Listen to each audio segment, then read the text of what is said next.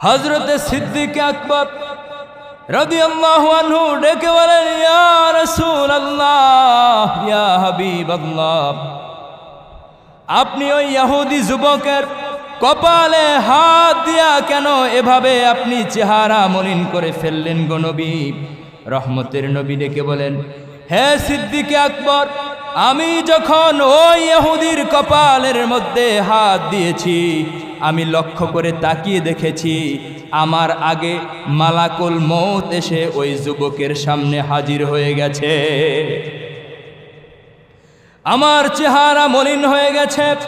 আমি আল্লাহ রাব্বুল আলামিনের কাছে আরজি করেছি, হে রব্বে কারীম আল্লাহ, যেই যুবক আমি রহমতের নবীর জুতা মোবারক আজকে 7 বছর তার বুকের মধ্যে জড়াইয়া আগলে রেখেছে,